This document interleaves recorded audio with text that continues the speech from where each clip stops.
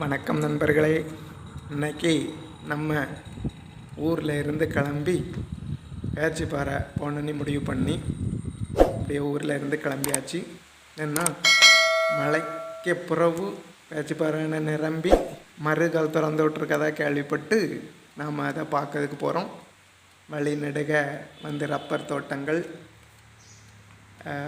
எல்லாம் கடந்து போயிட்டே இருப்போம். கடைசியாக பேச்சிப்பாறை 5 கிலோமீட்ரு வந்து சேர்ந்தாச்சு. கடைசியாக பேச்சிப்பாறை வந்து சேர்ந்தாச்சு. பேச்சிப்பாறை வந்து சேர்ந்தாச்சுன்னா அந்த மதகு சற்றெல்லாம் இருக்கக்கூடிய பாதையில் யாரையும் அலோட் பண்ண மாட்டாங்க. அந்த மதகு நம்ம தெரியுதுலாம் நீளம் இந்த நம்ம சற்றெல்லாம் இருக்கக்கூடிய அந்த பெருஞ்சுவர், அந்த பெருஞ்சுவர் வழியாக யாரையுமே அலோட் பண்ண மாட்டேங்கிறாங்க. போய் பார்க்குறதுக்கு 3 வருஷம் ஆச்சாம். அப்படியே வெளியில் நின்று தான் நாம் பார்த்துக்கணும்.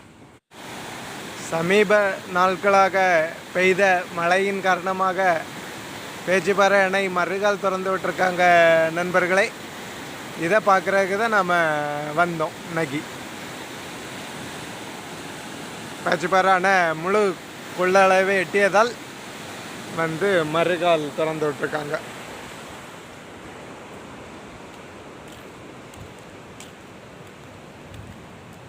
அங்கே போகுது தண்ணி, இங்கே இருந்து பாஞ்சு அங்கே போகும்.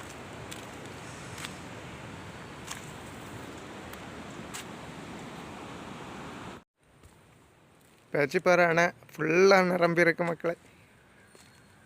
மழையில் முன்னாடி வரும்போது நாங்கள் அங்கே அதோ அந்த பக்கம் நின்று வீடியோ எடுத்தோம். இன்றைக்கி இதிலெல்லாம் இங்கெல்லாம் தண்ணி கிடையாது. இந்த இடத்துலலாம் தண்ணி கிடையாது. வெயில் காலத்தில் வரும்போது இப்போ ஃபுல்லாக நிரம்பியிருக்கு.